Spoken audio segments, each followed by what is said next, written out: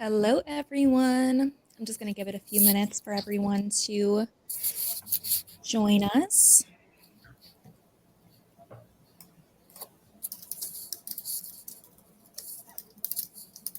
See, we've got a couple people joining in.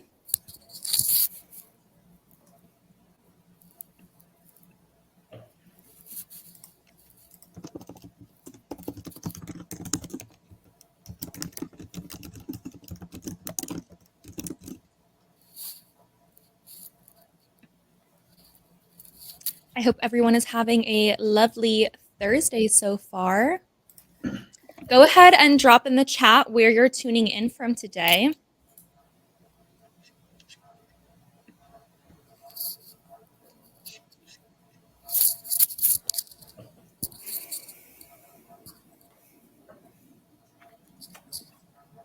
And we'll get started in just a minute here.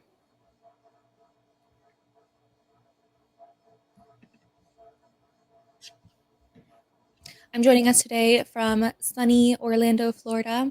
We are in the midst of the summer heat and summer humidity. So it's definitely hot right now, but I am very excited for summertime, little beach trips, all that. So it's hot, but I'm excited.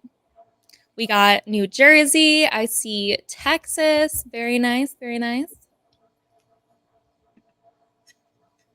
Melbourne, Australia. Ian, I'm so jealous of you right now. I would love to be in Australia right now. And for vacation too. That's nice. Okay, everyone. Canada, another Canadian. We have Erin on the call today, one of our speakers. She's in Canada too. Okay, everyone. Let's go ahead and jump on in. So, welcome everyone to our whale watching webinar series where we chat all things best practices, tips, tricks, all that about how you can level up your brand from our industry experts. So today's topic is all about shipping and logistics. Today's topic is from warehouse to doorstep, unlocking efficiency in D2C logistics. We have some amazing speakers joining us today. So I'm going to go ahead and pass it over so that we can go ahead and have our speakers introduce ourselves. So Krista, I'll go ahead and pass it over to you first. Awesome. Thank you, Mia. I'm Krista, partner manager here at ShipBob. If you're not familiar with us, we are a global fulfillment company. So we help brands with all sorts of fulfillment globally, whether that's, storing inventory in our warehouses or using our software in your own warehouses. We offer a lot of different fulfillment services. Gorgeous. And Erin, I'll pass it over to you. Hello, everyone. So I'm Erin Watt, one of the tech partner managers here at Triple Whale. And for those who are unfamiliar with Triple Whale, we bring the most important metrics and attribution data into one easy to use and beautiful dashboard. So Triple Whale serves as the ultimate source of truth, providing real-time data to help you make better decisions at the right time. So our platform integrates with essential tools and platforms such as Shopify, ShipBob, ShipStation, and also has features like e-commerce specific AI.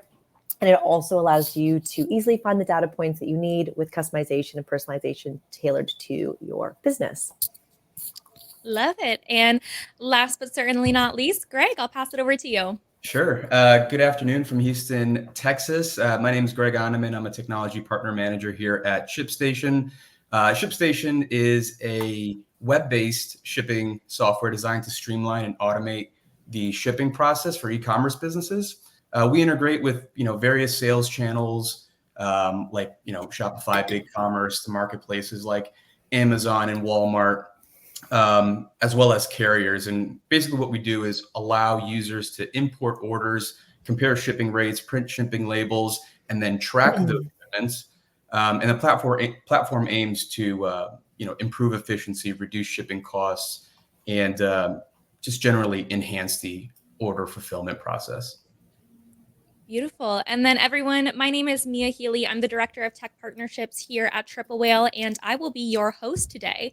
So we are going to go ahead and get started. Also, Greg and Krista, if you haven't already, go ahead and turn your cameras on. On my side, it's showing them as off. So go ahead and turn those on. And we'll get started. So we're going to take this through some different topics. So the first topic that we're going to be chatting about today is customer experience, personalization, and customer data. So our first question is all about personalization. Personalization has been a massive talking point in the industry. And so how does this translate over to shipping and logistics? So our first question, how important is personalization in the delivery experience? And what strategies can brands implement to achieve it? So Krista, I'll go ahead and have you start off this question. Yes. Can you see me, by the way? Yes, I can see you now. Okay, that's so weird. It was on for me, but just want to make sure. Perfect. Yeah, personalization is very important in the delivery experience. We actually surveyed our customers last year, and 71% of their shoppers expect some sort of personal touch within the shopping experience. So this can really be anything from like a custom packaging. You see it on your doorstep, you already know what brand it's from. It could be gift notes, custom bundles, or even just personalized updates about their orders. So those are a few different ways you can personalize, but it can be hard to implement across your different sales channels and achieve that consistent branded unboxing experience. So leaning on a 3PL who can make sure that, no matter where your customers are ordering from, you can achieve that same unboxing experience and they get that personal touch. It's a really good way to build brand awareness and just leave your customer feeling happy and satisfied that you went a little extra mile to personalize it for them. I love that. And Greg, I'll go ahead and pass it over to you. I'm super excited to hear your take on this. Yeah, sure. And honestly, echoing a lot of what Chris had just mentioned, personalization is crucial in the delivery experience as it really does enhance the customer satisfaction and loyalty aspect. And it's where rapport is really built, trust is established. Brands can implement several strategies in order to achieve this. Krista touched on a few, but customized packaging, making the unboxing experience memorable with, some personalized touches there, offering delivery options in cart. And those options don't have to be, UPS or FedEx or, whatever it is, but varieties as far as delivery timelines, in-home delivery, buy online, pick up in store. You want to make sure that you're catering to different preferences there. Tracking updates, obviously, that's a big one. Providing personalized tracking updates through email and SMS. And, just touching on a report that we had just put out, our benchmark report, it showed that 80% of consumers expect at least 4 updates per order. So that communication piece is crucial to the entire experience. And then lastly, unique, promotional offers, including things in the package or digitally that are tailored to, the customer's interests.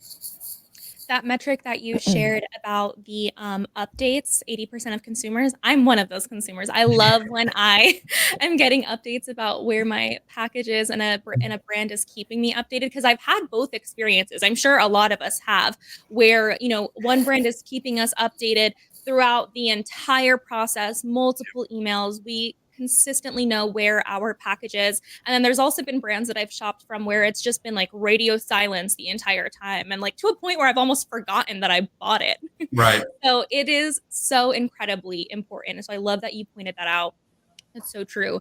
And Erin, I'm super curious to hear the data side and the data take on this. Yeah, and also just to kind of make another point about the tracking portion that you and Greg were just talking about. I also think that sometimes brands forget about, especially if it's a customized item. So maybe, you only, like, your brand is all about customization. And so you're only making products once it's actually being ordered. There is a nice window also allowing your customers not only just know that the order's been placed, but it's being currently worked on. Like, I'm actually in the process right now where it's been now oh my God, I think almost 4 weeks, and still my status says ordered place, knowing that they're having to make it. But it would also just be nice, like, are they making it? Did they forget about it? It's Right. like, I don't have that. So I think like even in the process of the actual like order place, and now it's been, now it's in like the shipping process, but also just knowing like that in between window as well, like if you are a brand that does more customization. So just wanted to make that little point there too. So we know that from both Krista and Greg that creating that personalized delivery experience can significantly enhance customer satisfaction and loyalty, but this is also ultimately leading to an increased LTV. So really tailoring that delivery process to meet individual customer preferences will make those customers feel valued and understood. And, examples even that Craig and Krista was mentioning, this can include options such as those preferred delivery times, that personalized packaging through ShipBob, and then that real-time tracking updates with ShipStation. But to understand the impact of personalized delivery experience, you should also analyze historical metrics and trends and then compare them to the period after implementing a more personalized approach. So some of those key metrics that you can start examining would be, your customer retention rate. So how personalized delivery impacts the percentage of customers who make repeat purchases. You can also review your AOV, so your average order value. So whether personalized delivery experience has actually led to higher spending per order. Also reviewing your customer satisfaction score, so feedback and ratings related to delivery experience. And then of course your LTV, so that direct correlation between personalized delivery and overall LTV as well too. Yeah, that's such a good point, because when you're, even just personalization aside, with anything that you're implementing into your brand, any sort of new strategy that you're implementing into your brand, it is so, so important to be tracking that data over time to make sure that this new strategy that you implemented is actually having a positive effect on your brand, right? For sure. Because Yeah. if it's staying neutral, like where can we adjust? What can we change? How can we make this better? Or if it's underperforming, again, like that's something that you want to know. The data is so important with any strategy that you're implementing into your brand. You really want to make sure that you're having a close eye on all of those different metrics to ensure that you're actually seeing a positive lift from it. Mm-hmm. Yeah, for sure. Okay, beautiful. So Erin, I'm going to stick with you for a second, because our next question, our next question here is all about customer data. So our question, how can D2C brands effectively leverage customer data to optimize their logistics and fulfillment processes to create a better customer experience? I mean, I'm sure there's so many different examples. The ones that really kind of come to top of mind that you can, just so that like the ones that you can really like leverage that customer data, optimize those logistics affiliate processes to just be able to create that better customer experience. This one, it kind of also talks back to what I just mentioned. So like analyzing your past sales data to predict future demand. So using a product analytics tool will actually help you to understand your customer preferences and even buying behaviors to enable you to actually segment your customers based on their purchase history and preferences. So this is going to allow you to tailor your inventory to actually meet specific needs of different customer segments, ensuring that the right products are available at the right time for those customers. This one, I think, is kind of an interesting one. I don't know how many brands are utilizing their loyalty program data when it comes to their fulfillment and shipping strategies. So one way you could actually look at that loyalty program data to track loyalty points and rewards, and then identify high value customers whom you can offer exclusive deals such as free, faster shipping options. Because I know for myself, I always want the faster shipping option, but I don't want to pay for it. And then you can also analyze how and when customers redeem those loyalty points could also help you tailor your marketing and fulfillment strategies. And then lastly, which we are big fans here at Triple Whale, customer reviews, and then also customer feedback from post-purchase surveys. So customer reviews can be a really valuable tool to identify popular products and potential issues with certain items, just allowing for better inventory management and also product quality control. And then when it comes to your post-purchase surveys, so that zero-party data, it can really help you to provide feedback on delivery experiences through post-purchase shipment surveys, to identify areas for improvement in your logistics and also fulfillment processes. Exactly. Who better to give you feedback on your brand's any of your brand's processes better than the people you're actually trying to sell to? Customer reviews and feedback is so, so, so important. So I love that you brought that up. Your customers will be your biggest advocate, but also your biggest critic. So Exactly. Exactly. All right, cool. Greg, I'll pass this over to you. I really want to hear your take on this. Yeah. So from, I guess, ShipStation's perspective, one of the key things that you could do is build automation rules and automate as much as you can using the customer data that you have. An example of that, and this kind of pulls in ShipBob a little bit, but just using customer data to distribute your inventory. Analyze your purchase history and the trends that go along with that to kind of heat map and identify where the demand is, and then strategically distribute your inventory to those individual warehouses and 3PLs. Gauging your product performance, so monitoring your returns to help assess product performance and improve your offerings, and then generally just to enhance your pick, pack, and ship processes. By identifying the most cost-effective ways to ship products, either based on product specifications like weight and dimensions, or other variables that kind of come along with that. Definitely. I love what you said about building the automation rules. Erin knows I love if there is an option to automate something, to make something more streamlined, to make something easier, like I'm all about it. So I love that you had mentioned that, because if there's areas where you can automate and streamline that process and that operation, it should definitely be top of mind. So love that you brought that up. And then lastly, Krista, I would love to hear what you have to say about this. Yeah, definitely. We know that, the fulfillment piece of the customer experience there can be a lot of distrust that happens, once they check out online.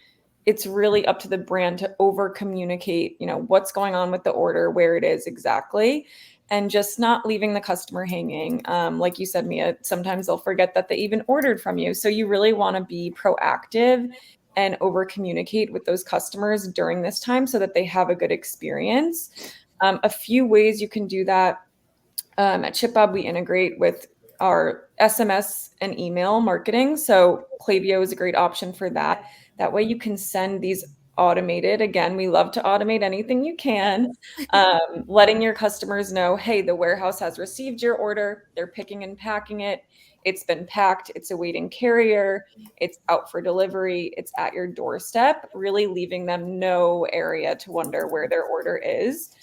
And then also integrating and automating your customer support throughout the delivery experience, because again, there can be a lot that goes wrong that can be out of your hands. And so integrating with like a Gorgeous so that your agents can easily answer, where is my order tickets, with more detail than the traditional tracking number that the customer already has access to. So really automating and integrating your customer communication tools to leverage fulfillment data and get that over to the customer in a proactive way rather than reacting to a not so happy customer. Exactly. And you brought up such a good point about having your tech stack all speak together and have it all be connected. Not only is that going to make just your life as a founder, owner, operator so much easier by having all of those different solutions speak together, but like you mentioned, Krista, it provides an even better experience for the customer as well, because they, again, are able to have, in this instance of shipping and logistics, full insight into where their product is up until the moment that it gets to their doorstep. And even after that, for leaving a review. So it is so important to, if possible, be able to connect all of those different solutions together. And like that's the case with Triple Whale, ShipStation, ShipBob. We all speak together so that when you have a cohesive tech stack, it translates into the customer experience. So fantastic point there. Totally. And we also, Krista, I have an audience question for you, because I've heard your take on this before, and I really am curious to hear it again. So Joanna in the chat had a question, and her question has to do with personalization. So I want to bring this up before we move on. So Sure. Joanna says, what about personalization in terms of adding special notes, custom packaging like scented tissue paper, etc., to customers' orders? How does that work with 3PL logistics? Yeah, definitely. So it's going to depend on your 3PL and the capabilities that they have. At ShipBob, we've gotten a lot of requests for customization. It kind of started with those gift notes, which were at first just the white piece of paper with black ink. You get them from an Amazon gift or things like that. But we've expanded to be able to offer custom gift notes, so color paper, ink, the logos, all of that, so that your customers are really getting that feel for your brand. Custom packaging, we have a whole station within the warehouse. If you have custom packaging, we will use that for your orders, different sizes based on how big the order is. But that's why it's really helpful to work with a 3PL that has a network. That way, everything's seamless across different 3PLs, and you can really have that consistent branded unboxing experience for all your customers, whether they're ordering on your Shopify or through Target. They're still getting that same customer experience, and no one's kind of gypped of that.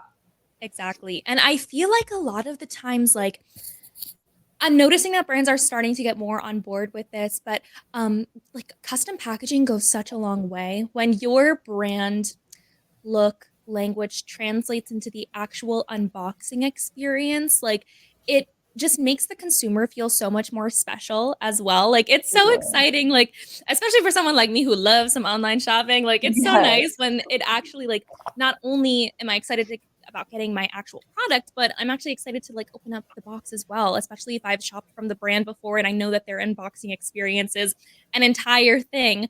So I feel like, if you're a brand who maybe necessarily hasn't looked into doing that before, I think something like those gift notes, something like the tissue paper, Totally. those are really cool areas to implement into the It's unboxing. a great way to get brand awareness out there. Like I'll even, I Mhm. can see on my Ring camera when a certain brand gets delivered. It's exciting. I know it's what it is already. So it's a great way to get started. And then those gift notes just really add an extra personal touch too. Exactly. Okay, so going into our next question here. So our next question is, how can brands prioritize the post-purchase customer experience while optimizing logistics operations for speed and reliability? So this is actually a perfect segue after the last question that we chatted about. So Krista, I'm gonna stick with you, girl. So I really want to hear your thoughts on this. Yeah, definitely. So the first piece of this is going to be that personalization, which we just touched on, sending those personalized updates via email, SMS, just leaving them no room to wonder what's going on with their order. But the second piece of this is setting up your supply chain to be able to offer flexible delivery options. There's standard, express, 2-day, really to be able to cater to different needs and preferences. So, and I think Greg actually touched on this earlier, distributing your inventory will help a lot with this. So at ShipBob, we'll take a sample of your order history, see where your orders are going, and that way you can place inventory closer to those areas, which allows you to achieve quicker shipping at a lower cost because you're not relying on air shipping or anything like that, which can be super expensive. So if you think about maybe shipping from one warehouse, maybe it's in Southern California, that's pretty common for people to start. It's either going to cost a lot to get an order to the East Coast quickly, or it's going to take a long time, both ending up in an unsatisfied customer. So even having like 2 or 3 locations spread out throughout the US or globally, you're able to reach the whole US with 2-day shipping options, which again just goes for a more satisfied customer. And we're seeing that 2-day shipping is not really like a nice to have anymore. It's kind of a must have. And so distributing that inventory really allows you to do that while keeping shipping costs low. Exactly, exactly. Especially because like consumer expectations have risen significantly within the last several years. And so not only are consumers looking for that personalized experience, they're also looking for speed for that I 2-day want it shipping as now. well. Exactly. So it's like as a brand, it's like, oh my gosh, I have to be personalized and I have to be fast. Like Yes, how do you balance that? So you made some incredible points about how brands can actually achieve that. definitely. Gorgeous. Okay, cool. So, Greg, I'm going to pass this over to you. I'm excited to hear your take on this. Yeah, and I saw Aaron had posted something in the chat that said over communicate, and I can't agree with that anymore. Over communicating and proactively communicating, I think, is key to the Yes. customer experience post purchase. And an example of this would be about a couple of years ago. I had purchased a couch online, and this was during, there's big supply chain issues going on, Right. and I had already anticipated some sort of delay, but it was the communication starts before I even purchase it, right? The communication begins before I purchase it by saying, hey, just a heads up, there's supply chain issues which may cause this order to be delayed. That wasn't there. I placed the order, and long story short, I didn't get the couch for like 4 months. Oh my gosh. And throughout that process, there wasn't a single communication to me that said, hey, we're really sorry for the delay. This Right. is what's going on. I had to seek them out. And I think once a customer has to seek you out for information regarding their order, you've almost tarnished that relationship Right. to the point of it being like irreparable, in my opinion. So while I did get this couch and I'm very happy with it, the likelihood of me becoming a repeat buyer from this, this merchant is really low. Exactly. But I think it all could have been mitigated if they had just communicated and been upfront with that communication from the get-go, which didn't happen. So over communicating, I touched on that point earlier, a minimum of 4 times throughout the delivery experience. And then hassle-free returns. This is a big one, and I think it may be even more crucial than free shipping. Hassle-free returns is kind of a make or break. At least it is for me, and from some of the data that we've gathered from our benchmark report. But make that process as easy as possible. Exactly. And then customer feedback, right? Seek and act on customer feedback to continuously improve those services. I think if you're doing those 3 things, then while the unboxing experience is awesome, like definitely focus on that. But if you're just doing like the fundamental things really well, I think it's setting you up for a long-term relationship with that end customer. 1,000%. And that's actually such a good point about doing the fundamental things right, making sure that you have those hassle-free returns, that you're proactively communicating with your customers and with your prospects, rather than like trying to throw spaghetti at the wall and implement all of these new things at once. Make sure that you're doing like the core foundation really, really good. And like you brought up so many good points. I have so many thoughts going through my head, like how you mentioned with the couch that you ordered. Like that is such a investment purchase that when you're spending a lot of money like that, you want to know where your product is. You want to make sure that you have eyes on it at all times throughout the tracking process. So I completely understand like why that is so important and why proactive communication is so important, and especially the hassle-free returns, so key. If I can make an easy return with a brand and have it be just like super seamless, that I know going forward, if I place an order in the future and if it just doesn't work out for me, I know that I have that assurance from Yeah. the brand that everything will be okay. So it's actually it makes me want to place an order even more so, because I know that if I have that assurance, if it doesn't work out, I know that it's cool. I know that, the brand's going to take care of me. Absolutely. Mm-hmm. Okay, gorgeous. So next, Erin, I'm going to go ahead and pass this over to you. I have to just give an example about a hassle-free return that just happened to me. There was this like bathing suit, like outerwear type of company. Can I say the company's name on here? Yeah, fine? I mean, if you're praising them, go ahead. Cupshe. I just like, they're one of those companies that like at first I was like, ooh, this could be not legit. I might get scammed. Yeah.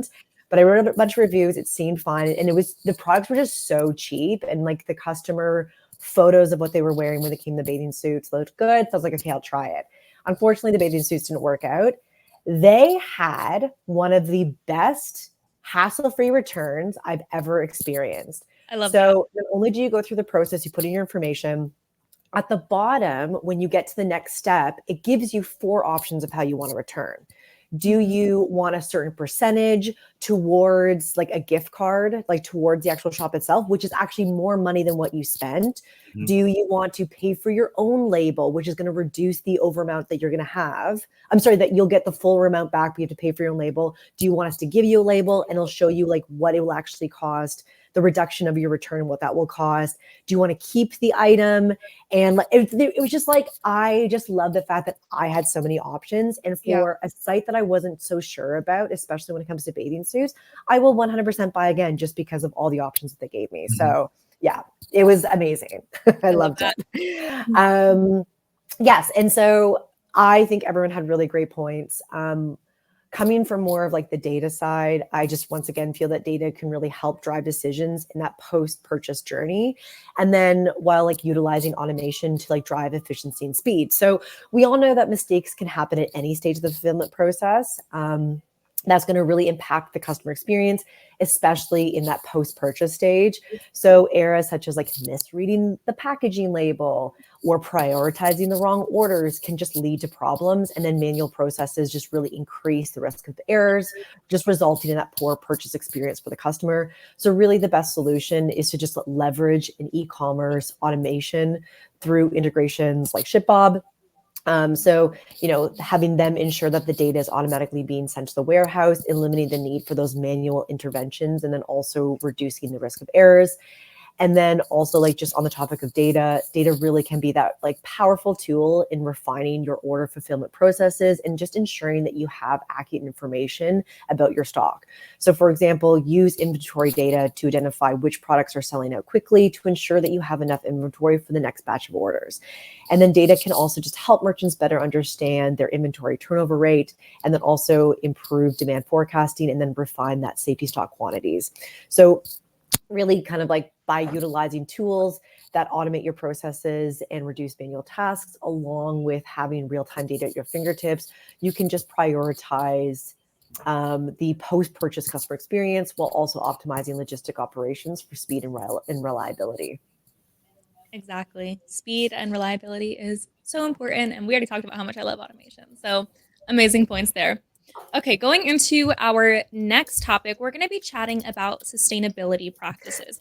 Sustainability has been a topic of conversation for a little while now, as consumers are becoming more conscious of of the brands that they're purchasing from, more conscious of their own sustainability practices, and wanting to support brands who are actively trying to be more sustainable. So our question here is, how can brands balance the demand for fast shipping, like we talked about before, with the need for sustainable logistics solutions? So, Krista, I'll go ahead and start off with you on this. Yeah, definitely. Very important. And it is going to start with what I touched on last, which is localizing your fulfillment centers. So, again, taking a look at your order data, running a network optimization is something we do with a lot of our clients, and seeing where your orders are going. So, what areas are your customers located? And then sending inventory closer to those areas. Again, this is going to reduce how far orders need to be going. So that's going to reduce the carbon footprint, but you're also able to achieve that quicker shipping while doing so. But the second piece is data-driven decision-making when it comes to inventory management. So using data to accurately forecast demand and making sure inventory is correctly stocked, but also that you don't have, a bunch of too much inventory so that you're wasting material there. You really want to minimize unnecessary shipping for air freight. You want to make sure that you're staying on the ground to reduce that carbon footprint as well. But yeah, I would say localizing those fulfillment centers and then keeping track of your inventory and really managing what needs to be going where, making sure that you're not overstocking and being wasteful that way. Definitely. Both really, really great points. And Greg, over to you. I'd love to hear your thoughts on this. It's a lot of what Chris had just mentioned, but Yeah. optimizing those delivery routes, right? That's going to be key. Making sure that orders are getting delegated to the nearest hub that's closest to the consumer is, and that's going to reduce those carbon emissions by just simply optimizing those routes. But carbon neutral shipping, there's a lot of options out there for carbon neutral shipping, and those will just implement measures like offsetting carbon emissions by planting a tree or something like that. That's really what the offsetting piece of it means. Right. But then using, renewable energy sources in order to deliver these packages, right? I'm not sure if it's Amazon. It might be. That's, I think, planning to move to a completely EV fleet of vehicles to deliver these packages. So that's going to go a long way. And I think that a lot of folks that do similar things to what Amazon does are going to follow suit.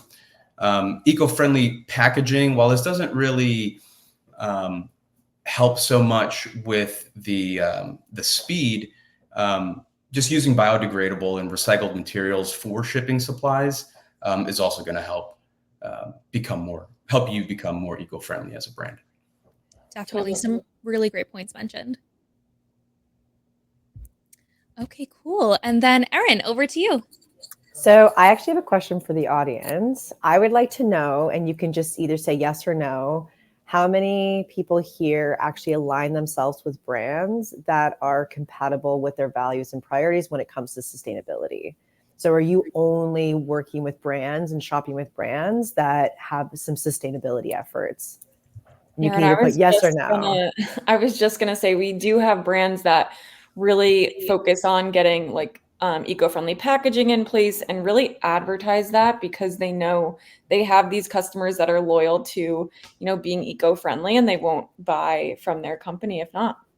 Yeah, and the reason I wanted to ask this is because I was also doing like a little bit of search on the web, and there was this survey conducted by McKinsey, and they do like, global surveys, that found that actually 66% of respondents said that they consider sustainability when they actually make a purchase, and that they really do align themselves with brands that are compatible with their values and priorities. So this just really echoes why it is so important to incorporate those eco-friendly practices in your brand. Also thinking about your logistics and fulfillment operations, like, as Greg mentioned, offering those carbon neutral shipping options. But another interesting point, the same study showed that these respondents are also wary of greenwashing. And in a separate study, 88% of Gen Zs don't actually believe businesses' environmental and social claims. Therefore, building that authentic sustainability strategy is really key to enhancing your brand's image and gaining a competitive advantage. So I really feel that both Greg and Krista provided some excellent examples of that, balancing the demand of sustainability logistics with also fast shipping. But in addition to implementing some of those strategies, I do also feel that it's really critical to educate your customers about the process. I feel that if a customer wants a brand to be green, I think it's also really important to understand the efforts that it involves in creating a brand to being green. I know that a lot of brands talk about the extra expense, the difficulty of like sourcing the materials or finding the right provider to help them with that carbon neutral. And so I do think the education really will go a long way. And then also sometimes making them understand that sometimes going and having this green brand might also result in longer shipping times. Like, for instance, if you're a brand that creates products once the order is actually placed. So I think everything that Krista and Greg said, amazing, points to how to balance the sustainability side of logistics and also fast shipping. But just remember, also educate and making sure that your efforts are authentic, that you're not just kind of putting the jargon in that you think that a customer wants to hear. They want to see the evidence. They want to feel that this is really something that you are trying to change in different aspects of your business. Exactly. And that goes back to what Greg was mentioning about over communicating as well, because there's been plenty of brands that I've ordered from that are made to order products. And so they make that super clear in their messaging that like, hey, we're not ordering a ton of inventory of this product. This is a very good quality made to order product. So if you're choosing this product, be aware that shipping times are going to be longer. It's going to take a bit of time to get this product. We'll, hold your hand throughout the entire process. We will communicate where your order is at all times and where we are in the process of getting this product made for you. But it all goes back to over communicating. If you are going to implement these more green and sustainable practices into your brand, and that is going to affect the time it takes for the consumer to or the customer to get their order, just over communicate that. And that goes a really long way. For sure. Yeah, I believe that too. And next, I want to chat about some brand examples that are doing this right now and that have successfully implemented some of those green logistics initiatives. So, Erin, because you were just chatting about, some research that you were doing, I'd love to hear about any brands that you are familiar with that have that are successfully doing this. Yeah, and I just also want to echo something that Ian mentioned. What was green 10 years ago can now be greenwashing. And I think that that's just another reason why it's important to not only just kind of keep up with the times, understanding what are like the greener materials that are being used, what are, shipping providers now doing to offset the carbon footprint. But also, which is what I'm going to provide now, getting an example of what are other brands doing right now that have been celebrated industry-wise. And Rothy's, which is a Shopify-based brand that offers machine washable footwear made from recycled plastic water bottles, I think is a really good example of a brand that has taken, a green brand to the whole nother level and has been hugely celebrated in the industry. So there's so many different efforts, like even just their shoes alone being made from recycled plastic water bottles, that they have just gone above and beyond when it comes to sustainability. And the company is really dedicated to it. So they are really reimagining every detail of their products and packaging to minimize waste. Rothy's actually employs a more logical approach to reducing waste in its shipping and packaging practices. So instead of actually using a box within a box, their shoe boxes actually serves as both the shipping container and the return box. And their vegan biodegradable boxes are crafted from 85% post-consumer recycled materials. So this is also helping Rothy's to further reduce the use of paper cards and also enhance the versatility of their boxes. I love that so much. I also love Rothy's. They are an amazing brand. Yeah, and you just made me think of this, Erin, for any brands who are interested in exploring more sustainable solutions, but don't really know where to start or don't necessarily have the means to get started right away, a really great solution to check out is Shopping Gives. They partner with some really amazing green charities and some really amazing folks out there that are planting these trees and are doing all of these amazing practices, and they give your customers the option to donate to these different causes when they're checking out. So that's also a cool solution to implement into your brand if you're interested in making the steps into having more of those green initiatives. And with that said, Krista, I'll go ahead and pass it over to you to hear your take on this. Yes, and very quickly, we also love Shopping Gives over at ShipBob. Yes. So they've helped a ton of our merchants. So definitely a really good solution. As far as like an example on the ShipBob side, so we have a program that's called Inventory Placement Program, which is exactly what I mentioned before, where we take a look at where your orders are and help you decide where to place inventory. But this basically just automates that process. So we take multi-location inbound shipments, inventory allocation and management, and kind of do that for the merchant. So our merchant, Simine Health, which is a supplement company, they started using this program and they've been seeing amazing results. They were previously, and again, just one of our locations, so shipping across the US from one area. And now they're distributed across 4 of our locations, with the vast majority of shipments going out via short zone or mid zone. So when they were in that one warehouse, they were shipping across all zones, so 1 through 10 from there. And now they're only shipping 1 through 4. So it really lowers those emissions because of those shorter distances. And of course, just makes the customer happier as well, because it's still that quick shipping.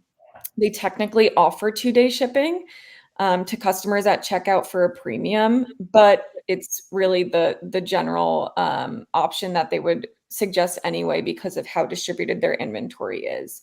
So a great way that they're very eco-conscious, and they've been able to really lower their emissions by just using those 4 locations instead of 1. I love that. I actually haven't heard of that brand before, and I'm like a big like health wellness supplement junkie, so I'm They're definitely great. gonna check them out. They've been growing very fast with us, so Yeah. you should definitely check them out.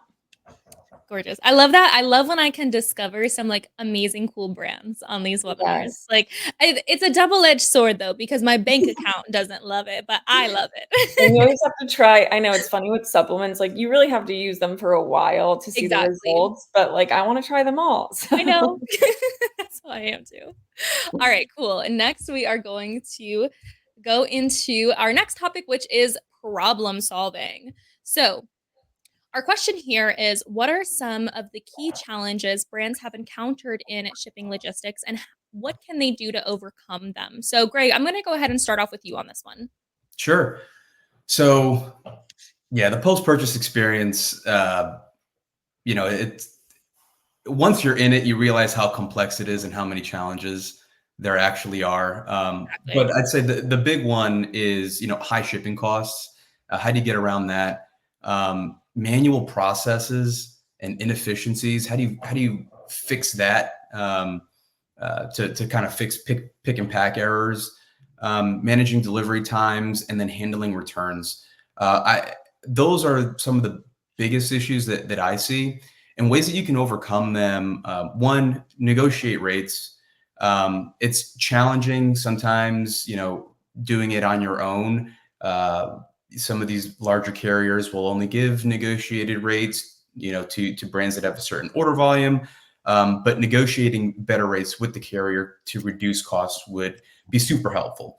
And you can do that through using services like ShipStation or ShipBob that already have those negotiated rates. So we'll help you save money on that front right away.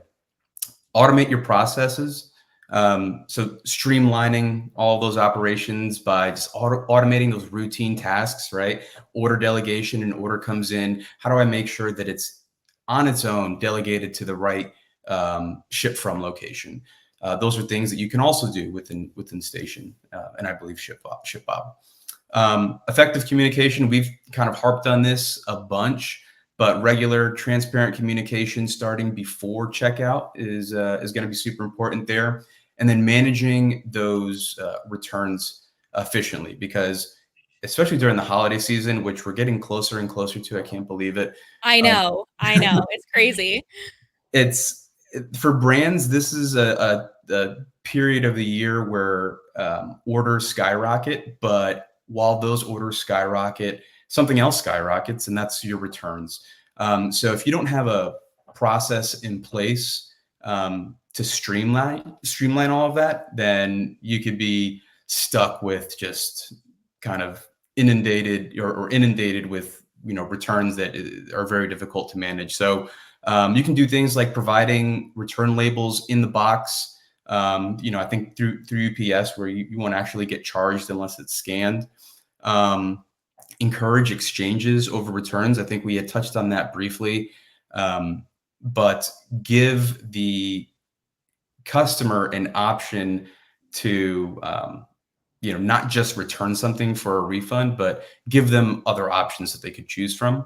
And then remember that 72% of consumers believe that online orders should always be free to return, which kind of also highlights the importance of a smooth returns process. If they receive something that they're unhappy with, and then they see that there's like a restocking fee and you got to pay for shipping, it deters them from returning it, but it also deters them from ever coming back to you for another order.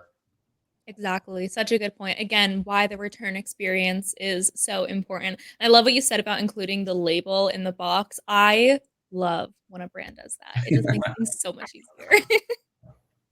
All right, cool. Krista, over to you. Let's hear your take on this. Yeah, definitely. So supply chain disruptions really continue to impact brands, and these can really be anything from like weather delays, maybe there's a huge storm or a snowstorm and things can't get out of the warehouse, or maybe there's major disruptions like the Panama Canal drought, And when that container ship got stuck in the Suez Canal, we all remember that. That was a huge issue. And so you really want to, you cannot control these things, obviously. So you really want to build a flexible supply chain. And I know I probably sound like a broken record, but really distributing inventory to more than one location. Because again, if you do have, you know, severe weather in one location, then all your orders are impacted. Whereas if you have multiple locations to flex to, you can still get those orders out. Maybe it'll take a little bit longer, but at least you can get them out, and communicating that to your customer as soon as you can. So letting them know, you know, there's a huge storm here. Usually it would take this long. It's going to take this long. Here's an extra 10% off your next order. Something like that to really make them feel like you're aware of the issue before they realize it. And just having those inventories options, being able to flex to them based on different disruptions, it's really impactful so that you can keep things running as they were before that. Exactly. And it almost like humanizes your brand a little bit more like, as well. When you're upfront totally. about those things and you're like, hey guys, little oopsie, that's not our fault, but just want to let you guys Exactly. know. Yes, it's not our fault, but we want to be proactive, let you Yes, know about it, and that we know what's happening as well. So it definitely goes a long way. definitely. And then lastly, Erin, let's hear your thoughts on this. I think a lot of merchants have challenges when creating an inventory forecasting model just to better understand when products will likely sell out. So luckily for merchants, there are tools out there like product analytics that can actually provide you with a comprehensive understanding of your inventory needs in real time, and then also allow you to make data-driven decisions just to optimize your stock levels. So this not only will help in meeting customer demand, but it also reduces carrying costs and improves overall operational efficiency. So there is a lot of different features that a product analytics tool can provide. Some features that I love that the Triple Whale product tool analytics tool can provide you. So one of those is the automated alerts and notifications. So you can actually set up automated alerts for low stock levels, high demand products, or other critical like inventory metrics. And then the other one would be real-time inventory tracking. So this just allows you to monitor your inventory levels in real time across all channels and warehouses. Yes, data is queen. I love that.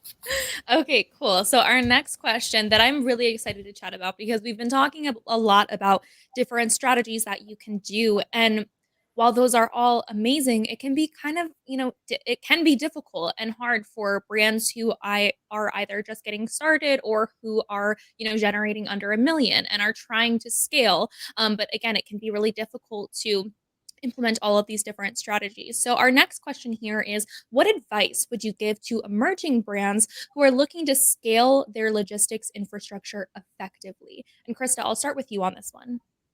Yeah, definitely. So you want to set yourself up for sustainable growth. And this really does start with your supply chain, right? You can't grow if your customers aren't getting your orders or getting them on time. And so logistics can be really hard. You don't really set out to build a brand to become a logistics expert. And a lot of the times when brands start to look for a 3PL, they tell us, we're spending all of our time picking and packing orders, fulfilling, printing labels. And that's not what they set out to do when they were building a brand. So you really want to be able to outsource that when you get to that point, or even before then, when you can no longer manage that fulfillment on your own.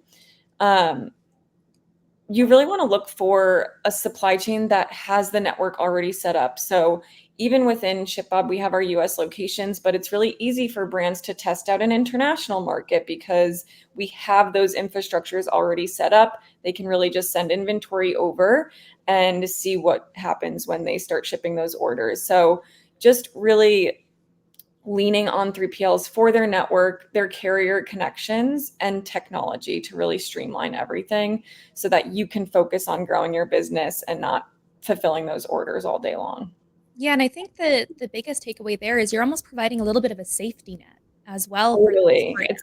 It allows growth at lower risk than, you Exactly. going out finding a 3PL internationally and all of that. So it definitely lean on those resources that are already there for you.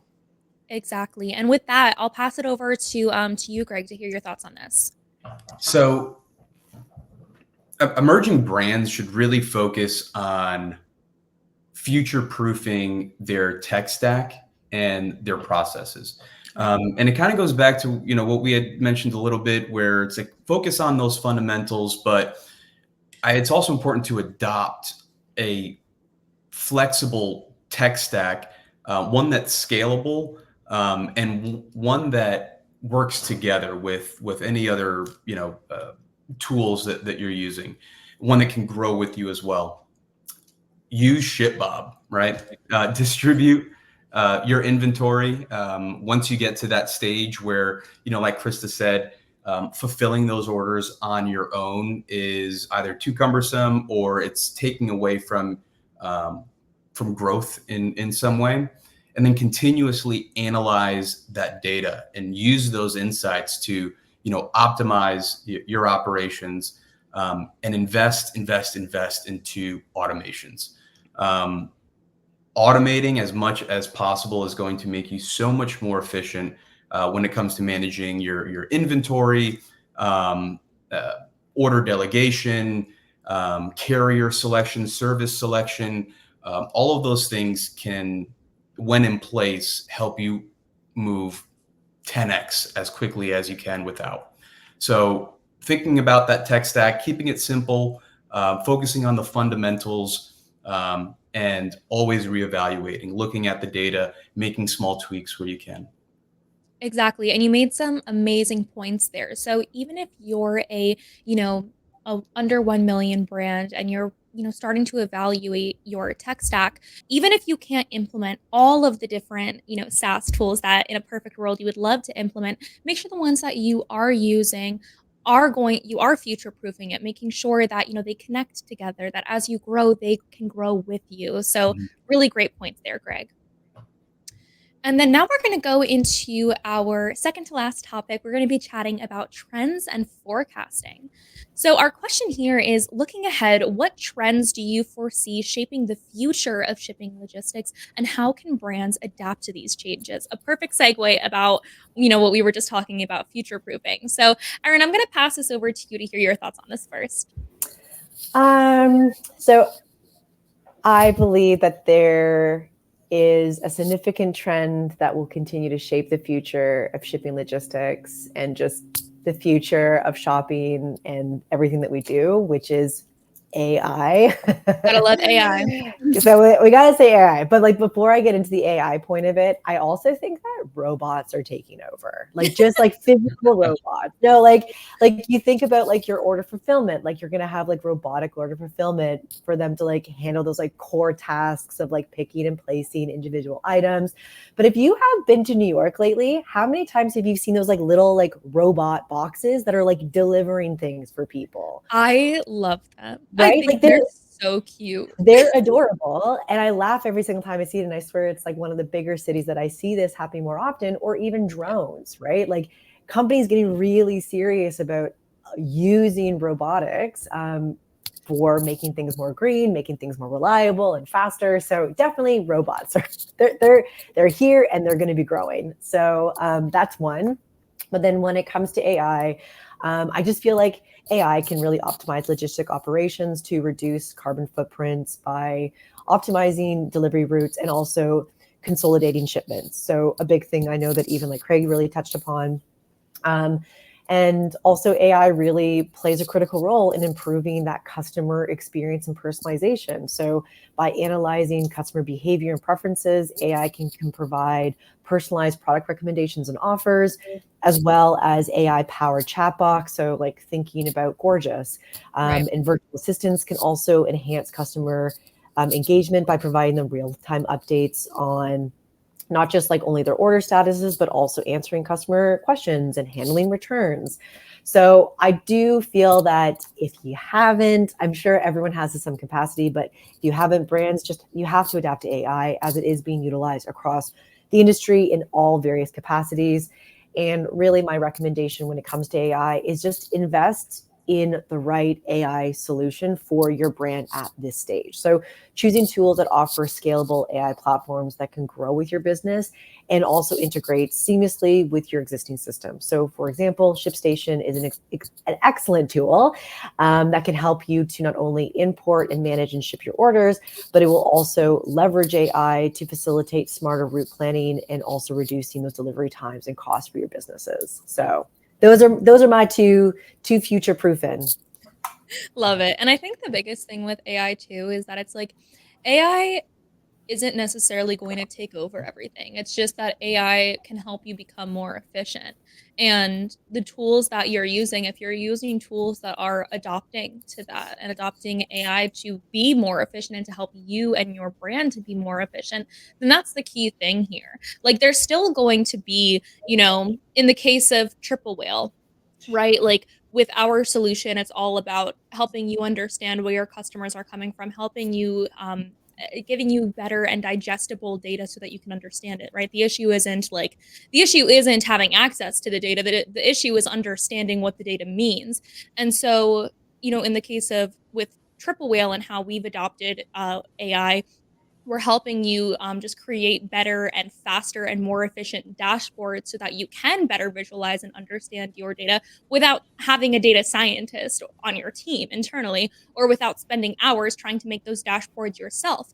So the thing is, it's like AI is not going to like fully replace everything, but AI can really help you become more efficient and help your brand become more efficient. And like that's the goal, right? The goal is to have faster delivery speeds and to be faster and provide a more personalized experience. And so the tools that, are adopting to, AI and being able to, help provide that for your brand are going to really help your brand scale the most. 100%. Yeah. AI is not taking over, but maybe robots are. That's Fair enough. Fair enough. That's my closing remark. Okay, cool. And then Krista, over to you, my love. Yeah, I think there's two trends that we'll see. Going back to the beginning of our presentation, personalization, we think will continue to be a major trend going forward.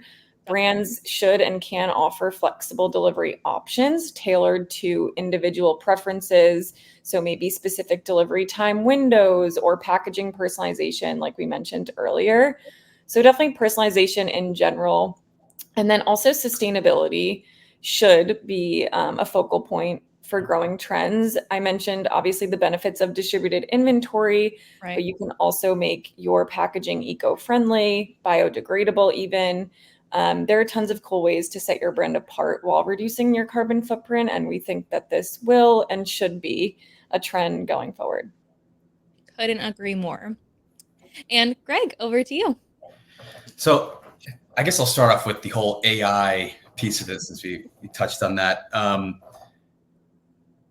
ShipStation is exploring various ways to kind of implement or employ AI into the platform. But I really do see that obviously it's a trend throughout just e-commerce and other industries, but it hasn't really taken a hold, I think, of the shipping and fulfillment space yet, and Right. it's coming really fast. And for us, while ShipStation and ShipBot, like we do the automations really, really well, but employing AI with that will increase speed, and this could be something like automated rate shopping that's driven by AI. So it takes like the guesswork out of it and the manual aspect out of it. Right. Creating those automations, because right now you can create automations, but it's still manual to create all of them. Use AI to create those automations for you. So it's going to reduce human error, making you much more accurate, much more efficient, and then just increase the speed of which you can get shipments out the door. Other trends I'd say are, faster, more convenient, shipping options. So we've touched on the rise of same day, next day, 2-day shipping, as well as like, out of home delivery options. So like buy online, pick up in store. That's going to become more and more prevalent, and you're going to be, you'll see that at checkout much more often. And our research indicates right now that over 55% of online shoppers do expect that 2-day shipping as like a standard shipping option, which I think we also touched on here. So it's not paying extra for that expedited shipping is also going to be a trend that you see, which, puts a little bit of pressure on brands, but just something that I think we're all going to have to work with, and more reason why you should, be partnering with a solution provider to kind of help you navigate that whole, those coming changes. Customer ownership of shipping, I think that's a big trend. I want to be able to choose how I want something delivered to me, and what speed. I mean, this could be because I'm focused on eco-friendly shipping options. I want to see that eco-friendly shipping option at checkout so that I can select it.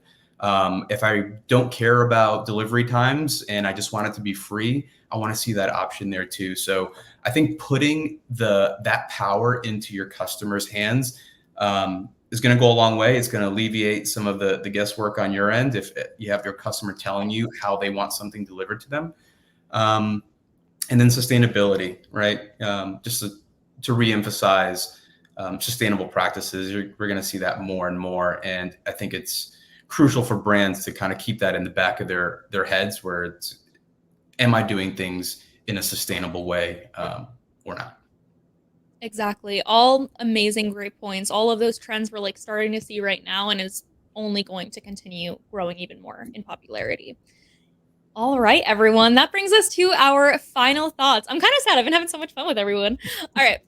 Going into our last question, what is one final takeaway? If there is one thing that our attendees could take away, what is that one final takeaway that our attendees should gather from this session? So, Greg, I'm going to go back to you on this one. I would say stick to the fundamentals of efficient shipping, which we've touched on here. Integrate the right technologies. Again, keep it simple, keep it efficient. Make things as personalized as you can possibly make them, and that would be from communications to things that you put in the box to unique offerings, things of that sort. Keep it sustainable, and it's all crucial for creating a standout customer experience. Embrace those advanced technologies to streamline your operations. Use that customer data at every touch point to enhance the back end of your fulfillment, and then continuously innovate, right? Small tweaks here and there, adapt to changing customer expectations. I believe my colleague in our chat put a link to our benchmark report. Read that. It's got a ton of amazing information in it to help you kind of streamline your fulfillment processes. And yeah, use those things, and I guarantee that you'll build long-lasting relationships and loyalty, and increase that AOV. And that's the goal, right? It takes a lot of work to be able to reach and get those customers. We want to make sure that they stay as loyal to us as possible while they're shopping with our brand. Perfect. Okay, over to you, Krista. Yes, you might be able to guess mine because I mentioned it quite a few times during this presentation, but it's really important, and that is to distribute your inventory closer to your customers. Yes. The reason this is like my one final takeaway is because it really is the best place to start, and it will have a trickle effect to really benefit the rest of your business and operations.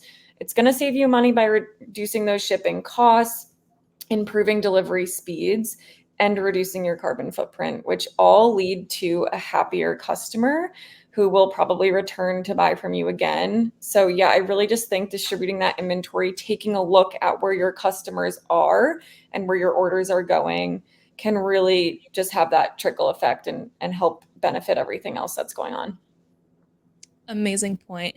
And then lastly, my love, Erin, over to you for your final thoughts here. Robots are taking over. No, I'm just kidding.